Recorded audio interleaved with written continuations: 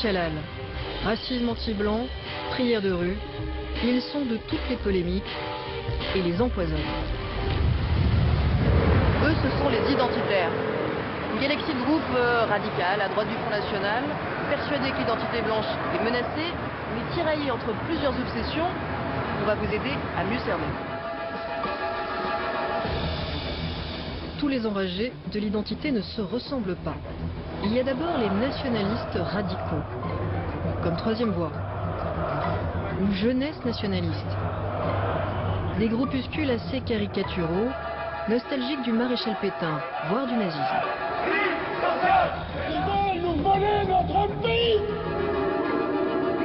Aujourd'hui, l'anarchie, demain l'ordre, nouveau! Aujourd'hui, l'anarchie, demain l'ordre! Et puis, il y a plus sérieux. Le bloc identitaire, qui profite du vrai malaise créé par l'islam radical pour remettre à la mode une vision de l'identité française franchement xénophobe. Les démonstrations quotidiennes, hebdomadaires, les musulmans sont plus insultes pour nous. Pour décoder ces groupes, j'ai pris rendez-vous avec l'un des plus fins connaisseurs de l'extrême droite et de toutes ses chapelles, le politologue Jean-Yves Camus. Jean-Yves Camus, bonjour. Bonjour. Quelle est cette notion d'identité commune à ces différents groupes? La notion d'identité commune à ces différents groupes, c'est la croyance dans le fait que, au-delà du nationalisme français, il y a le nationalisme européen, et qu'être européen, c'est être dépositaire non seulement d'une culture, mais d'une identité biologique. C'est penser que ces identités sont irréductibles, et que donc la coexistence sur un même sol de plusieurs ethnies, dont certaines ne sont pas de souche européenne, d'une part n'est pas souhaitable et d'autre part est impossible. À travers le mot identitaire, on désigne des groupes très différents. Est-ce que vous pouvez nous présenter la galaxie de ces différents groupes avec leurs grandes obsessions prioritaires? Elle est très éclatée, la galaxie identitaire. Il y a bien évidemment le bloc identitaire qui est celui dont on parle le plus médiatiquement. Il y a évidemment aussi Terre et Peuple de Pierre Vial, dont le slogan est directement dérivé du le sang et le sol qu'une certaine tendance du national-socialisme privilégiait. Leur vision du monde, c'est l'inégalité des races. C'est une vision ethnique, tout à fait. Pour faire court, ça veut dire quoi? Ça veut dire chacun chez soi, sur son propre sol. Un sol, une et une seule culture, pas de métissage, pas de mélange, pas de compatibilité des projets civilisationnels. On va essayer de se familiariser un peu justement avec ces groupes-là, Terre et Peuple, Jeunesse nationaliste, qui sont sans doute les plus caricaturaux des identitaires, ceux qui manifestent une semaine après le Front National sous la figure et la houlette de la statue de Jeanne d'Arc.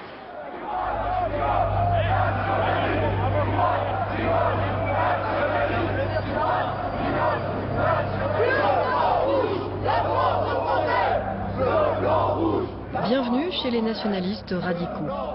Les groupuscules qui vénèrent Jeanne d'Arc mais ne défilent pas le 1er mai avec le Front National, jugé trop tiède.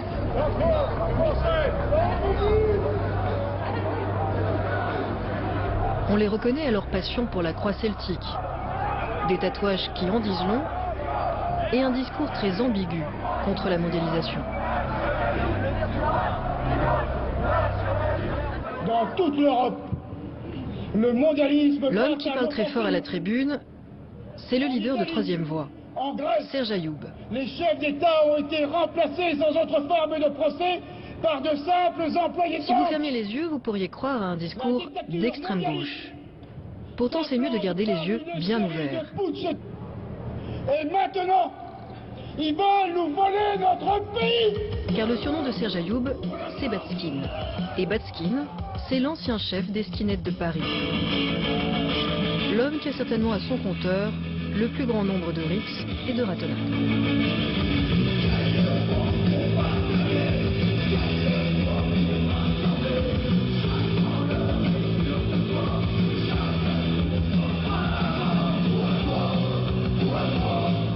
Quand ils ne chantent pas pour la gloire, les amis de Troisième Voie se retrouvent autour d'une bière au local, le bar parisien de Batskin. La déco est un peu particulière. Des livres sur l'immigration, l'Europe et la Grande Russie. On produit aussi notre cola, sans cola. Au fond du bar, il y a aussi une fresque assez étonnante. Elle figure assez bien la révolution rêvée par ces ultranationalistes. Sur la droite, on aperçoit Batskin, avec des ailes d'ange, en train de terrasser un dragon. Bernard-Henri Lévy. Les flammes rugissantes symbolisent l'enfer, où finiront les bêtes noires de l'extrême droite. Emmanuelle Béard, la défenseuse des sans-papiers, est sur le point de se faire violer. Yannick Noah, lui, reçoit un coup de hache. La tête d'Olivier Besancenot se balance en haut d'une pique, tandis que le baron Ernest-Antoine Sellière se fait dépecer. Quant à Simone Veil, elle rôtit en enfer pour avoir fait voter la loi autorisant l'IVG. Et ce n'est pas tout. Dans ce drôle de bar, il n'est pas rare que l'on vous convie à des soirées par de drôles de tracts. Comme celui-ci, annonçant l'ouverture du local par la bouche d'un certain Adolf Hitler.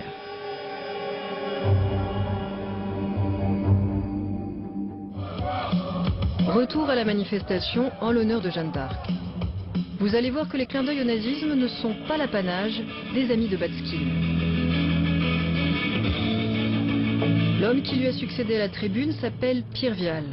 Et lui aussi rêve d'une révolution nationale et socialiste. Mes camarades, nous combattons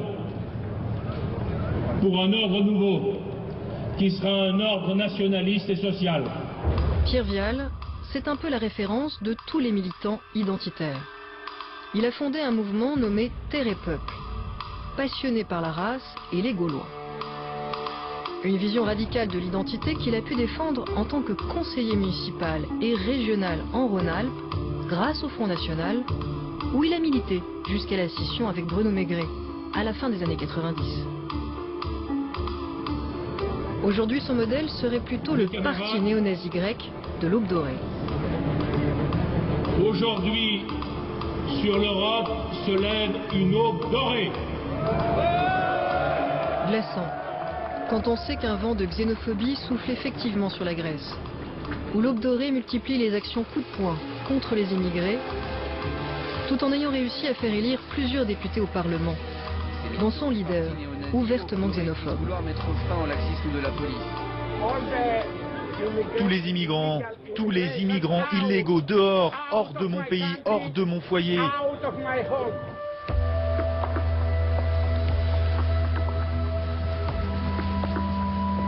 Ça commençait à m'angoisser, ce contexte digne des années 30. Entre la crise économique et la crise du vivre ensemble, tout semblait se conjurer pour ranimer les fantômes de l'histoire, y compris auprès des jeunes.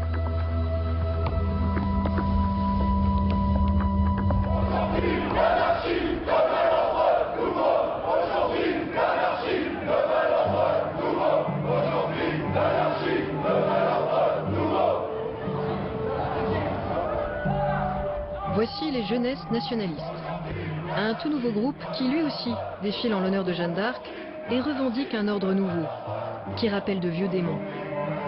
Aujourd'hui, l'anarchie demain l'ordre nouveau. Aujourd'hui, l'anarchie demain l'ordre nouveau. Plusieurs de ces militants sont impliqués dans les violences ayant éclaté en marge d'une manifestation organisée par Civitas contre le mariage pour tous.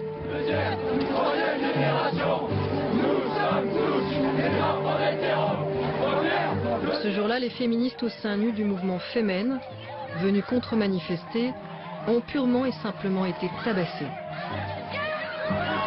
Plusieurs de leurs agresseurs appartenaient aux jeunesses nationalistes. Ils ont même scandé le nom du groupe, juste après l'agression, pour mieux la revendiquer.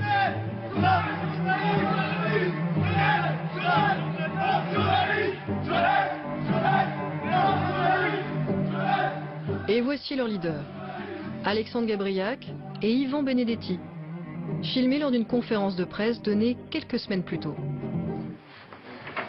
À l'heure où le chômage explose, à l'heure où la pauvreté touche de plus en plus de nos compatriotes, la seule réponse du gouvernement serait le droit de vote aux étrangers, l'accession des Roms au monde du travail et le mariage homosexuel avec possibilité d'adoption. Le gouvernement confirme en cela qu'il est le représentant de la subversion et le parti de l'étranger. Cette rhétorique n'a rien de surprenant dans ces murs. Les deux leaders de jeunesse nationaliste ont convoqué la presse dans le local d'une vieille organisation d'extrême droite, à laquelle ils appartiennent tous deux, l'Œuvre française. Fondée en 1968, cette organisation ne cache ni sa passion pour la croix celtique, ni sa nostalgie pour la France du maréchal Pétain. Yvan Benedetti en est le tout nouveau président. Il a dirigé la campagne de Bruno Gollnisch contre Marine Le Pen avant d'être exclu du Front National pour des propos antisémites. Son poulain, Alexandre Gabriac, a lui aussi été exclu du Front National, après avoir été conseiller régional en Isère et porté les couleurs de Marine Le Pen aux élections cantonales. On lui reproche 2 photos, plutôt compromettantes. Il y avait une photo où j'avais le visage masqué, etc., donc qui était un photomontage. Aucune institution policière n'est capable de vous dire que c'est une vraie photographie. Alexandre Gabriac ne dit rien de cette seconde photo, sur laquelle il fait le salut fasciste, signe de ralliement à l'œuvre française. Il faut dire que l'organisation assume ses références et son antisémitisme. Qui c'est qu'on voit derrière vous là? C'est Karl Marx? C'est qui? Non, c'est Drummond. D'accord. Édouard Drummond. Édouard Drummond, c'est ça. Très bien. Édouard Drummond n'est pas n'importe qui. C'est l'auteur du plus célèbre pamphlet antisémite de la fin du 19e siècle, La France juive. Il y a quelque chose de troublant à voir son portrait au mur d'une association en 2012. Et ce n'est pas parce que cette organisation est issue d'une vieille tradition d'extrême droite qu'elle ne s'est pas enfourchée des combats plus à la mode. Comme ici devant Notre-Dame, à Paris. Ce jour-là, les troupes de l'œuvre française et de jeunesse nationaliste ont décidé de manifester contre le racisme anti-blanc et ce qu'ils appellent l'islamo-racaille.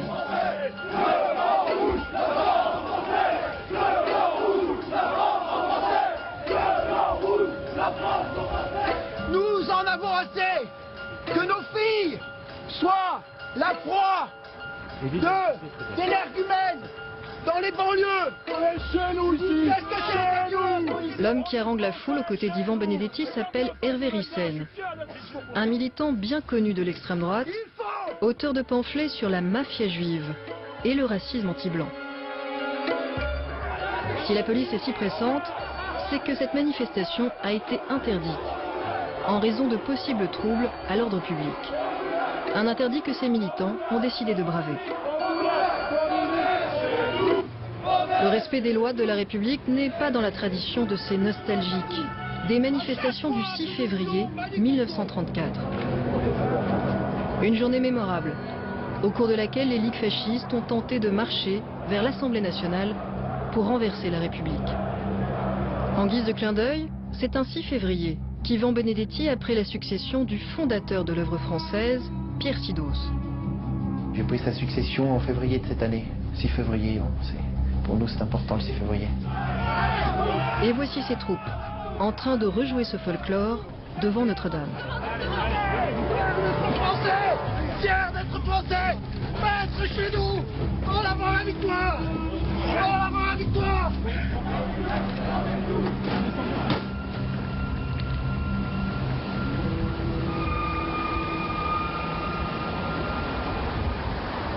Jean-Yves Camus, on vient de voir des groupes qui sont peut-être les plus folkloriques, donc de la tendance des identitaires. Il n'y a pas de tromperie sur la marchandise, ceux-là on sait d'où ils viennent, on sait où est-ce qu'ils veulent aller. L'avantage effectivement avec l'œuvre française et les jeunesses nationalistes, c'est que c'est tout drapeau dehors et vent debout. C'est-à-dire que de toute façon, quand on leur demande d'expliciter leur projet idéologique, ils expliquent qu'ils sont les continuateurs du francisme et du maréchal Pétain. Donc y compris sur l'antisémitisme devenu antisionisme, tout est clair. Avec eux, tout est clair. Maintenant, j'aimerais qu'on parle de ceux qui sont peut-être plus difficiles à repérer ou à décoder. En l'occurrence, je pense là à la mouvance identitaire qui s'est beaucoup fait connaître par des opérations liées à la question de l'islam, les quick halal, les prières de rue. Est-ce que là, pour le coup, on n'est pas devant un mouvement qui a beaucoup plus de chances d'avoir de l'influence sur le débat public? La rhétorique du bloc identitaire a effectivement des chances d'être entendue par une partie plus large de la population et des électeurs, parce que l'actualité est là. parce qu'une partie de la classe politique à droite, notamment, a pris aussi l'habitude de s'exprimer sur ces sujets-là d'une manière davantage décomplexée. Et puis tout simplement qu'il y a un réel problème, notamment cette année 2012, avec l'action des islamistes radicaux, et que le vivre ensemble est effectivement quelque chose de difficile à faire vivre, que le multiculturalisme n'est pas une évidence, et qu'il y a des deux côtés de la barrière des gens qui font tout pour le torpiller. Alors oui, ça résonne davantage que dans les années 90, bien sûr. C'est pourtant vrai que les extrémistes semblent se donner le mot pour torpiller le vivre ensemble. À force de semer la peur, les enragés de l'islamisme ont fini par renforcer le camp d'autres enragés, identitaires, blancs et xénophobes.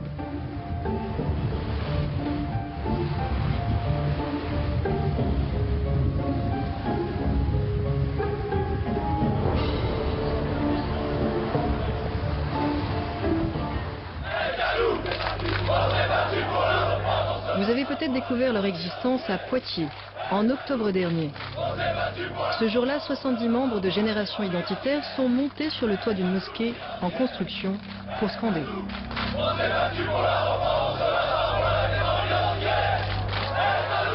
Sur leur banderole, un chiffre évocateur, 732, l'année où Charles Martel arrêta la conquête arabe à Poitiers. Et ce n'était pas un coup d'essai. Depuis quelques années, dans plusieurs régions de France, les jeunes identitaires mènent des actions coup de poing pour faire parler d'eux. Comme ici à Toulouse et à Montpellier, où ils vont vider le rayon halal pour le remplacer par des produits à base de porc.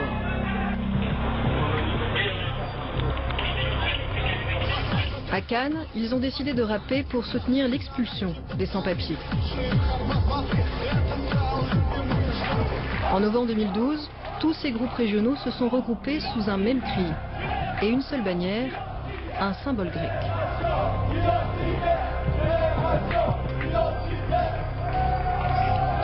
Le lambda, c'est le bouclier des Spartiates que vous trouvez dans le film 300, parce que les Spartiates se sont unis face aux Perses et ont fait preuve de courage. Génération Identitaire est un mouvement de jeunes qui se dit indépendant. Mais il a quand même un grand frère. Le Bloc Identitaire, dont on fête ici les 10 ans, à Orange. Ce rassemblement serait sans doute resté bien plus confidentiel sans leur coup d'éclat de Poitiers. On arrive ici, sur tout l'espace, de jeunes militants de Génération Identitaire sont montés sur le toit d'un chantier, mais manifestement ce n'était pas exactement le bon chantier, et ils ont, grâce à cet acte, posé la question de l'islamisation de la France, qui est une question qui concerne aujourd'hui beaucoup de Français. L'homme qui fait la visite s'appelle Philippe Vardon. C'est l'un des fondateurs du Bloc. Et il n'est pas peu fier. Car pour la première fois, son mouvement accueille très officiellement un député français. Christian Van Est, toujours membre de l'UMP malgré des propos controversés sur les homosexuels ou la colonisation. Moi, vous savez, quand je vais dans les mosquées, je suis toujours très bien reçu. Quand ils m'offrent un méchoui, des brochettes, etc., je veux dire, bon, ils sont très hospitaliers. Voilà. Alors maintenant que des gens disent, mais attendez, ces moutons qu'on égorge quand même, c'est pas dans notre culture, c'est vrai aussi. C'est vrai aussi. L'homme qui pose un peu gêné devant les journalistes, c'est Fabrice Robert, ancien conseiller du Front National à La Courneuve et véritable organisateur du Bloc Identitaire. Il est un peu tendu, car cette journée marque une étape importante pour son mouvement. Nous sommes passés d'un mouvement qui n'existait pas, d'un petit groupe assez confidentiel, à un mouvement qui aujourd'hui existe au niveau national. Pour moi, le bilan est remarquable parce que nous avons fait le plus gros, nous avons créé une véritable marque. C'est pourtant vrai que le Bloc Identitaire vient de loin, de très loin même.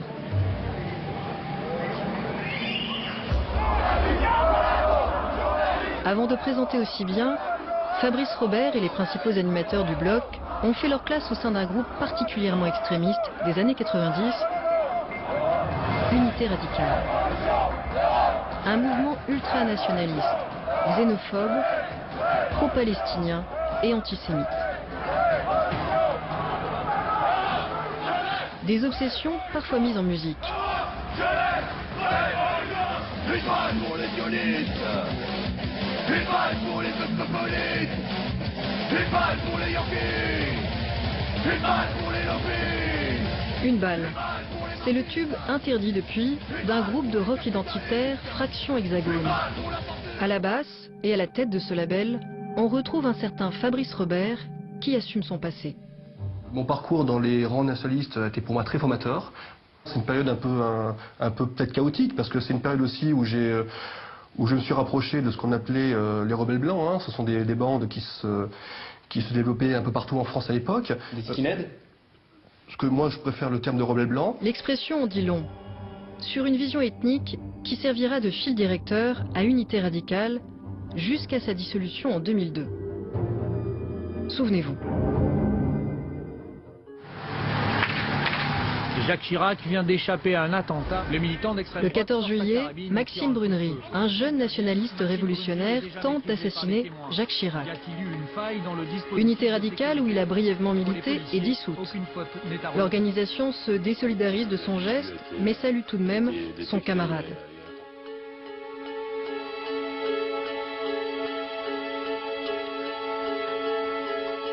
Et Fabrice Robert promet vite une relève.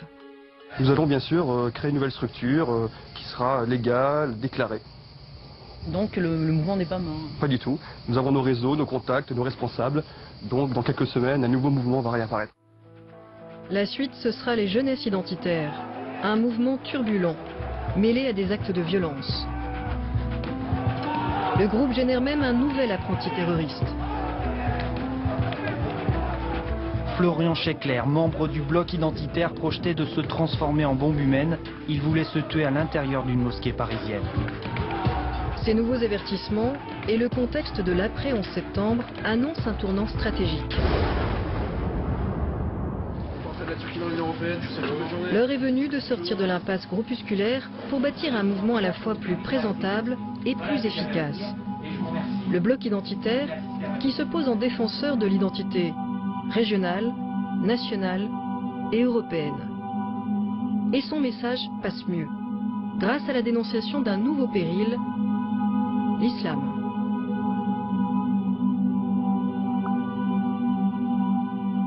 Ce n'est pas pour rien si le bloc a pour logo un sanglier. Un signe de ralliement qui lui sert à trier les vrais Français, ceux qui mangent du porc, des autres. Grâce à des actions comme la soupe aux cochons. Une recette à base de porc censée dissuader certains SDF. Vous êtes musulman, vous n'êtes pas obligé justement de venir manger notre soupe au cochon. Je veux dire, vous voyez, faut pas exagérer. On n'affame personne. Hein. Ils peuvent très bien aller manger partout ailleurs. Monsieur n'a pas été servi. Mais le bloc identitaire n'est pas le seul à trier selon les goûts et les croyances. En 2010, Quick annonce que certains de ses restaurants ne serviront plus que du halal. Une aubaine pour les militants du bloc qui investissent les lieux affublés de masques de cochon. Mais le véritable festin arrive en 2011, sous la forme d'un apéro saucisson pinard, organisé à Paris le 18 juin. Il est censé dénoncer un vrai problème. Les prières de rue qui ont perduré près de 17 ans, rue Mira à Paris. Sauf que cet apéritif, largement inspiré par le bloc identitaire, a une autre motivation. Lancer un appel contre les ennemis de nos produits charcutiers, ce qui ne désigne pas seulement les prières de rue, mais les musulmans ne mangeant pas de porc. Les démonstrations quotidiennes, hebdomadaires, les musulmans sont plus insultes pour nous. Nous sommes dans la rue parce que cette rue, c'est notre rue. Cette ville, c'est notre ville. Ce pays, c'est notre pays. Et nous ne ferons jamais les choses.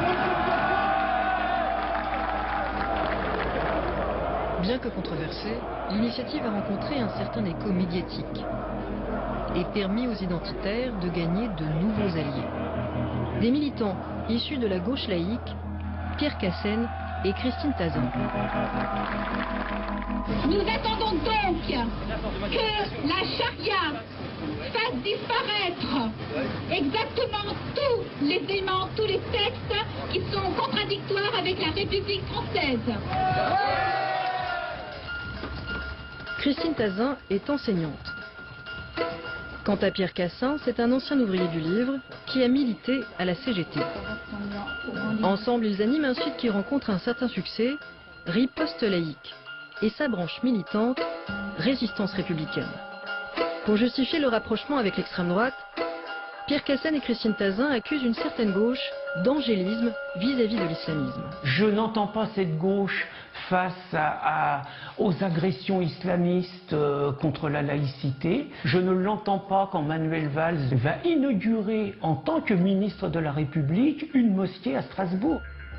Pierre Cassin a l'oreille bien sélective. Car si le ministre de l'Intérieur, chargé des relations avec les cultes, inaugure des mosquées comme sa fonction l'y invite, voici le discours qu'il y tient. Je n'hésiterai pas à faire expulser ceux qui se réclament de l'islam et représentent une menace grave pour l'ordre public et qui, étrangers dans notre pays, ne respectent pas nos lois et nos valeurs. Je n'accepterai pas les comportements, des salafistes et autres groupes qui défient la République. Ça n'est pas cela, l'islam de France. Contrairement à ce que voudrait nous faire croire l'extrême droite, la gauche laïque et vigilante, ça existe. Et Pierre Cassin la connaît, puisqu'il a milité un temps à l'Union des familles laïques, une association de gauche qui a mené la bataille pour une loi interdisant les signes religieux à l'école publique, dont le voile, sans pour autant accepter la moindre dérive anti-islam. J'ai rendez-vous avec l'ancien président de cette association, Bernard Tepper. Bernard Tepper, Riposte laïque justifie son rapprochement avec l'extrême droite par le fait que la gauche, l'ensemble de la gauche, serait absolument angélique vis-à-vis du danger de l'islamisme. Vous en pensez quoi? Mais moi je pense qu'il n'y a pas de danger spécifique de l'islamisme. Il y a donc un danger spécifique de l'intégrisme religieux, dont bien sûr l'islamisme fait partie. Mais c'est l'ensemble des intégrismes qui doit être combattu par le principe de laïcité, et ce n'est pas l'un des intégrismes en s'alliant avec d'autres. Pour vous, Riposte laïque est plus sur le chemin de la xénophobie que de la laïcité? Oui, bien sûr. Ce sont des gens qui ne s'intéressent pas à la laïcité. Ce sont des gens qui font le virage doriotiste, comme Jacques Doriot dans les années 30, de l'extrême gauche vers l'extrême droite. Ils utilisent en fait le principe de laïcité pour en faire une arme contre une partie de la population, c'est-à-dire contre un bouc émissaire. Hier c'était les juifs, aujourd'hui c'est les musulmans. Bon, ça c'est inadmissible, nous ne pouvons pas accepter cela. Bernard Tepper ne s'en est pas tenu au mot. Il a exclu les militants de Riposte laïque qui pratiquaient l'amalgame entre islam et intégrisme. Hier à gauche, les voilà donc désormais assis sur les bancs de l'extrême droite, à la convention du bloc identitaire. Une fois à la tribune, ils vont plaider pour un rassemblement contre l'islamisme, appelé Front des Patriotes. Moi je crois au Front des Patriotes. Je ne crois pas à une division des laïcs et des catholiques. C'est le Front des Patriotes, tous unis contre le fascisme islamiste. Une union sacrée donc, où il n'est même plus question de lutter seulement contre l'islam, mais carrément de refuser les immigrés musulmans. On assiste actuellement à un remplacement de population qui ne dit pas son nom. Il faut quand même arrêter de parler de 4 à 5 millions de musulmans. Ça fait quand même 20 ans qu'on parle de ça. Aujourd'hui, la réalité est plutôt à 8 millions. Ce chiffre de 8 et parfois 10 millions de musulmans en France, je l'ai entendu aussi bien dans la bouche des islamistes que des racistes. À croire qu'ils sont d'accord au moins sur un point. Mais à force d'entendre rabâcher ce chiffre, je finissais par me demander s'il n'y avait pas une part de vrai. Alors j'ai pris rendez-vous avec un politologue qui est au fait de toutes les enquêtes menées depuis 10 ans sur le nombre de musulmans en France, Vincent Tibéri. Comme chercheur, vous avez compilé à peu près toutes les études qui peuvent exister sur le nombre de musulmans en France, ou ceux qui se déclarent musulmans en France depuis ces 15 dernières années. Alors, dites-nous, dans tout ce que vous avez vu passer, concrètement, ils sont 10 millions ou ils sont 5 millions? ou autre chose? Ils sont beaucoup moins. En fait, notamment depuis le milieu des années 2000, on tombe sur le même chiffre, c'est-à-dire autour de 5% des personnes interrogées dans une enquête qui vont dire qu'elles sont musulmanes. Et on les trouve à la fois dans les enquêtes électorales, dans les enquêtes comme Trajectoire et Origine qui étaient faites par l'INSEE et l'INED, etc. Donc, ce qui nous permet quelque part de nous dire que 5% d'une population adulte estimée à 50 millions, ça fait au maximum 2,5 millions de musulmans en France. Je suis sûr qu'en vous entendant, il y a des Français qui ne vont pas vous croire, parce que ça fait très longtemps qu'on entend le chiffre minimum de 5 millions de musulmans en France. Donc, il recoupe qui alors ce chiffre? Alors ce chiffre-là, en fait, part d'une espèce d'estimation qui voudrait que tous les immigrés, les descendants d'immigrés issus des pays dits musulmans sont musulmans eux-mêmes. Or, c'est se tromper dans cela, parce que on a notamment dans ces calculs-là, on va se retrouver avec des rapatriés, des pieds noirs qui ne vont jamais se considérer comme étant des musulmans, bien au contraire. On va se retrouver avec les juifs d'Algérie et du Maroc qui reviennent en France. On va également se retrouver avec des immigrés qui n'ont pas de sentiments religieux du tout. On se rend par exemple compte que dans les troisièmes générations, issues notamment de l'immigration algérienne, on tourne autour de 40% d'athées. Ce qui est plus que dans la population française globale. Alors, vous êtes en train de nous expliquer que le chiffre de 5 millions de musulmans en France, qu'on entend absolument sur toutes les radios et toutes les télévisions depuis des années, inclut des Français de culture arabe parfaitement athées, mais aussi des rapatriés d'Algérie, mais aussi des juifs. Bernard-Henri Lévy, il est compté dans les 5 millions de musulmans en France. Parce que c'est une espèce d'essentialisation de l'origine. Et alors, c'est tout le paradoxe français, où quelque part, on refuse de parler de l'origine, mais en même temps, on assigne une religion à des gens qui viennent d'un pays donné. Et c'est encore plus vrai, par exemple, pour les immigrés et descendants d'immigrés d'Afrique subsaharienne, où là, il y a une très forte proportion de catholiques ou de protestants. Eh bien, dans ce type de calcul à la louche, on va les assimiler à des musulmans, ce qui n'a strictement rien à voir. Comment se fait-il que des associations, alors qui vont effectivement des islamistes jusqu'à des associations, elles plutôt xénophobes, nous parlent de 10 millions de musulmans en France? Alors, je pense qu'il y a plusieurs choses. D'abord, c'est toujours le bon vieux principe du poids démographique. C'est-à-dire que dans le cas de l'extrême droite, ça va être l'invasion, donc ce fantasme d'une religion qui est en augmentation et qui en plus devient extrêmement forte. Si vous voulez, 10 millions, ça voudrait dire un Français sur 5, ce qui est quand même quelque chose d'assez incroyable. De la même manière, pour les associations musulmanes, c'est essayer de faire passer un message en disant regardez, nous sommes nombreux, donc nous comptons, donc il est temps de prendre en compte notre parole. Vous voulez dire que les deux ont intérêt à exagérer ce nombre? Tout à fait, puisque de toute façon c'est quelque part une légitimation soit des peurs d'un côté, soit d'une voix de l'autre.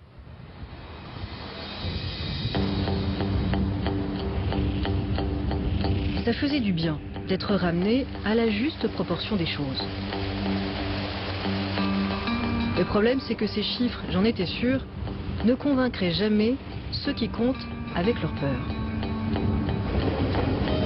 Et ce qui me faisait peur à moi, c'est qu'il y avait de plus en plus de jeunes dans ce cas-là.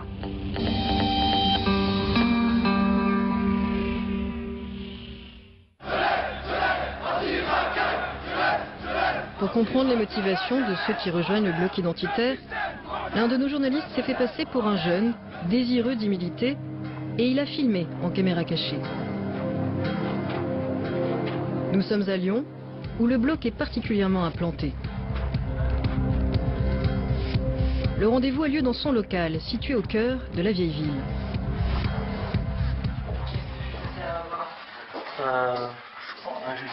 Notre interlocuteur est l'un des cadres du mouvement.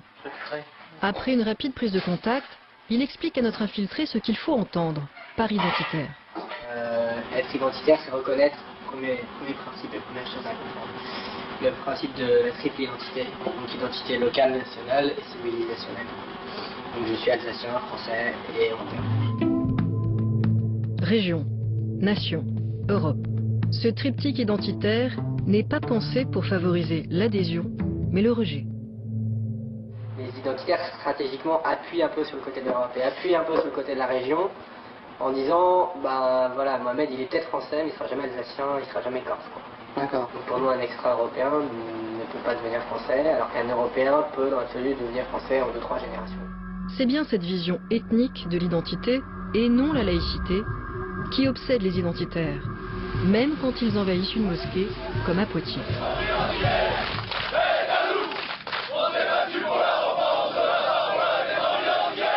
Notre recruteur lyonnais va même nous faire une confidence. Les opérations sur le thème de l'islam ne sont qu'une stratégie, essentiellement publicitaire. L'islam c'est très bien, mais tous les immigrés ne sont pas musulmans. Maintenant, il faut travailler à déplacer la question sur l'immigration, qui est en fait le principal problème. Aux gens, s'il n'y a pas une islamisation de l'Europe, il n'y a pas non plus des millions de blancs qui se convertissent. Voilà, ça reste quand même un phénomène très immigré. Il y a 50 blancs qui se convertissent par semaine. Enfin, ok, mais bon, c'est pas ça qui va convertir l'Europe. Donc il n'y a pas de phénomène d'islamisation. Mais par contre, là, il y a un phénomène de substitution de population. Et notre but, c'est amener petit à petit le sujet sur la table, substitution de population, etc. Voilà qui a le mérite d'être clair. Et si le bloc est aussi clair, c'est qu'il n'a pas vocation à séduire aussi largement qu'un parti politique comme le Front National. Je comprends que Marine, si demain elle dit ouais, bah nous on est des blancs et c'est comme ça, et eux ils sont différents, bon, c'est un peu dur à suivre. Non mais voilà, si jamais ils gagnent, voilà. Donc je pense que ça viendra. Il arrive bien au bloc de présenter des candidats, comme ici Arnaud Bouillon à la dernière présidentielle. Le XXIe siècle sera celui du retour au réel, du retour des identités. Une campagne orchestrée sous l'œil attentif du leader Fabrice Robert, qui n'ira pas à son terme. Ces candidatures servent essentiellement à faire connaître le mouvement identitaire et non à concurrencer le Front National. La marque Front National est tellement forte que les gens voient le Front National et comme ça, il y a la place que pour un parti sur le côté électoral. Bon, par contre, il y a tout un champ métapolitique que le Front National n'explore pas, parce qu'il n'a pas le temps, parce qu'il ne peut pas être partout, parce que si, parce que ça. Et que la gauche 68 ans a réussi, c'est investir tout, la politique, mais tout. Donc investir le sport, la culture, les syndicats. Et ça, c'est le rôle des identitaires. Et de fait, on retrouve le bloc derrière toutes sortes d'associations officiellement non politiques. Un site vendant des produits du terroir, une association de défense du patrimoine ou encore des salles de boxe. Ces activités, en apparence anodines, servent à fédérer une communauté de garçons et de filles unis par leurs convictions politiques. Samedi en plus. Ah oui, le mec, il va venir ici parce que les courses sont gratuites et puis parce qu'il ne sera pas emmerdé par des boules en venant ici alors qu'il viendra faire le boulot, il sera emmerdé. Et puis après, peut-être que petit à petit, il aura envie de devenir militant politique parce qu'il n'y a pas que la boxe non plus dans la vie. Donc voilà. Nous avons assisté à l'un de ces fameux cours de boxe, toujours en caméra cachée. Il a lieu au local du bloc identitaire. Et il n'y a pas foule. 4 garçons qui tuent le temps en parlant des livres qu'ils essaient de lire. Non, moi je suis dehors, moi je vais afficher ma courrière. S'il n'y a pas d'image, le dernier que j'ai lu, c'est les carnets de Turner, tu connais. Les carnets de Turner, c'est un roman américain, plébiscité par l'extrême droite. Il raconte l'histoire d'une fronde menée par des suprémacistes blancs contre le gouvernement américain, mais aussi contre les Noirs et les Juifs.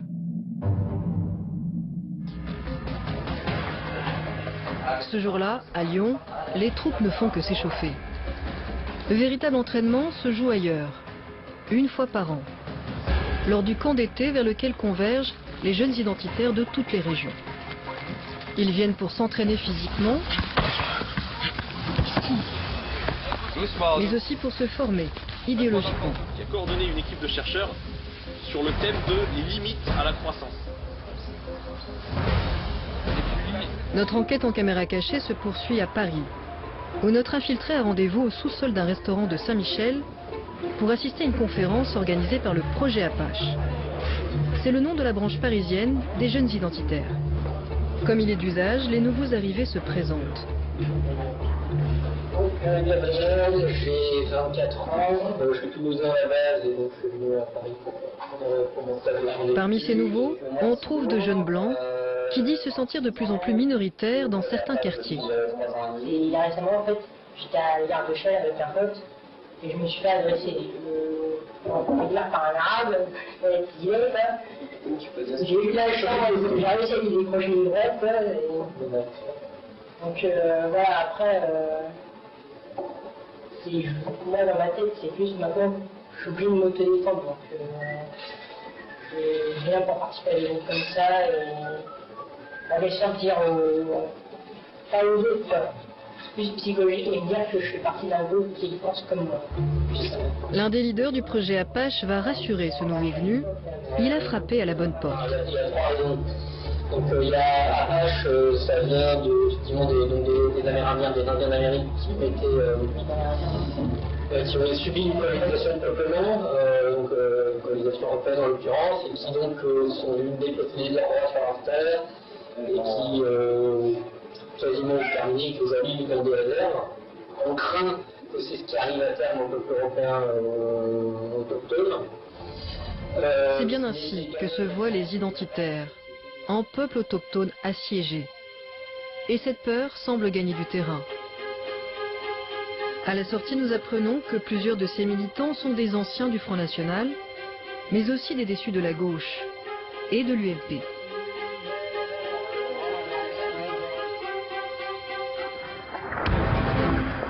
Nous sommes quelques jours plus tard. Notre infiltré a rendez-vous pour une opération militante, coller des affiches contre le droit de vote des immigrés, si possible en couvrant celle du Front de gauche. Entre deux affiches, l'un des militants nous confie sa fascination pour le modèle autoritaire d'un Vladimir Poutine. J'aime bien Poutine parce que c'est le meilleur président qu'il y a eu la Russie depuis bien longtemps. Tu vois, c'est pas le genre en plus à se laisser marcher sur les pieds par les musulmans. Genre Tchétchénie, c'est plus drôle. Dans la voiture, la conversation glisse sur la situation politique en France. Mais même en admettant que le FN gagne, il n'y a pas un risque de guerre civile. Je pense qu'on est déjà dedans. Tu vois ce qui se passe à Marseille, je sais pas si t'as entendu parler ces derniers mois, tous les règlements de compte, les habitants qui disent oh bah oui, bon, on a peur, on prend des balles sifflées et tout. Ce sentiment d'être déjà en guerre, on le retrouve chez beaucoup de militants identitaires. Notre infiltré a rendez-vous quelques jours plus tard pour une action plus spectaculaire. Jean-François Copé vient de faire polémique en dénonçant dans son livre le racisme anti-blanc.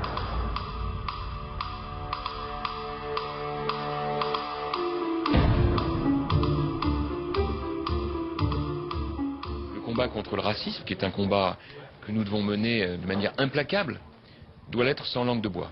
Moi, j'ai toujours été très engagé contre toutes les formes de xénophobie, d'islamophobie, d'homophobie, d'antisémitisme, de racisme sous toutes ses formes. Mais je pense qu'il est un racisme dont on ne parle pas et qui est une grande souffrance pour beaucoup de nos compatriotes dont la peau est blanche et qui vivent dans des quartiers où ils se sentent en réalité presque pointés du doigt. Cette prise de position va faire du bruit et pousser les identitaires à revendiquer le copyright de l'expression racisme anti-blanc. Et je le dis avec la même force. Les voilà qui arrivent à Meaux, la ville de Jean-François Copé, où ils vont tracter pendant des heures sur le racisme anti-blanc.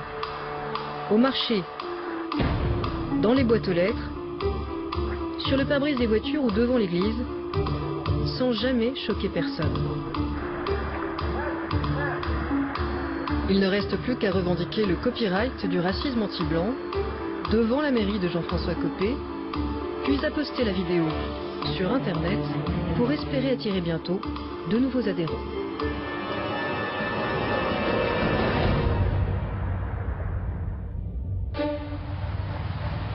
Personne ne nie qu'il existe en France des défis à relever, en termes de vivre ensemble ou de laïcité. Mais concrètement, que proposent les identitaires à part le repli ou le rejet? Il était temps d'en parler avec l'un des leaders du bloc identitaire, Philippe Vardon. Il s'est présenté plusieurs fois aux élections à Nice, où il anime un parti régionaliste, Nissa Rebella. Philippe Vardon, bonjour. Bonjour Caroline Forest. Merci d'avoir accepté le principe de cette discussion-confrontation. Quand on nous laisse la parole, on la prend. Les débats actuels, c'est la question de l'islam. Je pense que vous diriez islamisation. Mais au fond, est-ce que c'est vraiment votre sujet? Ou votre sujet à vous, c'est la question de l'immigration plus généralement? Notre sujet à nous, c'est la question de l'identité. C'est-à-dire de ce qui fait qu'un peuple se différencie des autres. Nous nous battons pour la cause des peuples. C'est-à-dire ce qui fait qu'ils sont différents. Je me bats pour la cause de mon peuple, effectivement, mais aussi pour les Tibétains, mais aussi pour les Indiens du Chiapas, nous nous battons contre un phénomène qui est celui de l'uniformisation, de la globalisation. C'est qui votre peuple? Je vous pose juste une question simple par exemple. Est-ce qu'on peut être noir et français à vos yeux? On peut être noir et de nationalité française, ça c'est une réalité qui est historique et qui est une réalité institutionnelle. Maintenant, un peuple, pour nous, ça recoupe toute une série de réalités qui sont des traditions, une culture et aussi, bien entendu, une dimension ethnique. Il se trouve que concernant ce que vous appelez les Noirs, il y a une réalité française qui est celle à la fois des anciennes colonies, mais aussi des dom-toms, donc des Noirs français, il y en a beaucoup. Et il y en avait avant le phénomène de l'immigration massive incontrôlée. Mais la question ne se situe pas, Caroline Forest, dans ce champ-là. La question, c'est de savoir ce qu'on veut faire de ce peuple, comment on le projette. La question, c'est de savoir quel sera le visage de ce peuple. Nous ne voulons pas, effectivement, d'une France africaine. Nous ne voulons pas d'une France islamisée. Nous ne voulons pas d'une France arabisée. Vous considérez que s'il y a une modification ethnique de la France, ça n'est plus la France? Et bien entendu que si la France est peuplée en majorité, ce n'est pas le cas aujourd'hui, mais il y a des projections démographiques qui existent, et puis il y a aussi ce que le Français de la rue, comme moi, comme vous, constate. Si la France devient un pays qui est peuplé en majorité de personnes d'origine africaine, maghrébine, effectivement, oui, ce ne sera plus la France. Yannick Noah, Lilian Thuram, ce ne sont pas des vrais Français à vos yeux? Ce ne sont pas des autochtones dans le sens, je veux dire, très clair du terme que vous retrouverez dans n'importe quel dictionnaire.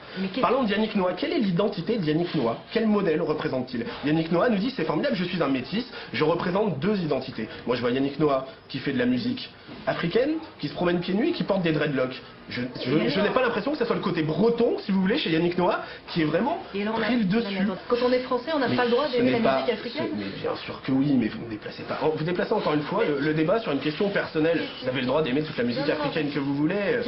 J'adore la musique asiatique, vous voyez, c'est formidable. Mais concrètement, clairement, qu'est-ce qui pose problème dans le fait d'aimer d'autres cultures? Non, il n'y a aucun problème avec le fait d'aimer d'autres cultures. Notre problème, c'est que des cultures disparaissent. J'aime les cultures, mais j'aime les vraies cultures. Je n'aime pas l'uniformisation. Je n'aime pas. Les vraies cultures, c'est celles qui vivent. Les vraies cultures, c'est celles qui vivent et qui survivent. Les vraies cultures, c'est celles qui ne sont pas tuées dans un magma global. Celles qui s'affirment. Et moi, de la même manière que j'aime la culture sénégalaise, mais au Sénégal, j'aimerais bien avoir le droit d'aimer la culture française en France. L'avenir de France que vous rêvez, on fait quoi concrètement quand on a un mariage mixte, par exemple? Quand un Français tombe amoureux de quelqu'un, ne vous en déplaise, de non-blanc. Caroline Forest, les réalités sont les suivantes. La société multiculturelle, c'est une société violente. Il n'y a pas de société multiculturelle à l'échelle historique qui soit des sociétés de paix. Il n'y a pas de société multiculturelle qui soit des sociétés de paix. Une société multiraciale, ça se termine en société multiraciste. Est-ce qu'on peut être d'accord pour dire que vous proposez la solution qui est celle de revenir à une forme d'uniformisation ethnique et culturelle? Pour vous, c'est ça la solution? Non, j'aime bien dans votre propos, Caroline Forest, l'idée de dire de revenir. On n'est pas dans un retour en arrière, au contraire, on se projette. On se projette. Et vous jetez des gens en partage. Vous jetez des gens, si vous voulez aller vers l'uniformisation, il faut bien jeter des gens. On donne un modèle de société.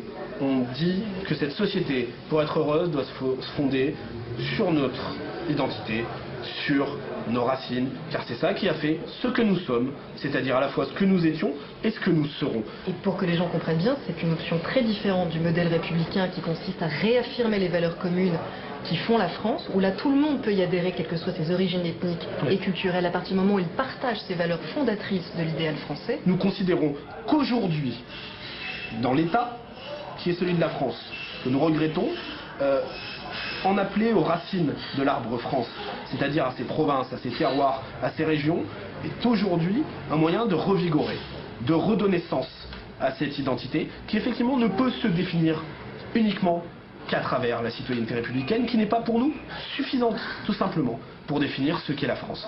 Nous pensons aujourd'hui qu'il faut réaffirmer l'identité de ce pays, la France, l'identité de ses provinces, l'identité de cette civilisation, l'Europe, redire les choses telles qu'elles sont, en finir avec le modèle multiculturel, en finir avec la honte et la repentance. Et Caroline Forest, il se trouve qu'il y a dans ce pays un certain nombre de personnes immigrées ou d'origine immigrée qui n'aiment pas la France. Et que oui, une partie, et peut-être une large partie de ces gens-là ont vocation à retourner dans ces pays qu'ils chantent, dont ils arborent les maillots de football. Ce qui est certain, Philippe Verdon, et je pense qu'on terminera là-dessus, c'est qu'on n'assimile pas des gens que l'on rejette a priori. Il n'y a aucune chance de faire aimer le rêve français, le projet français à des gens si on part du principe que, a priori, ils ne sont pas les bienvenus et ils ne peuvent pas y adhérer. Caroline Forest, ce sont eux qui expriment le rejet de la France et de notre identité, pas nous.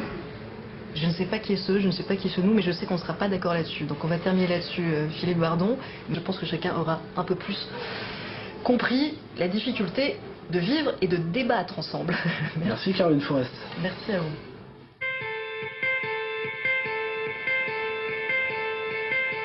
En terminant cette enquête, j'avais une inquiétude et une conviction.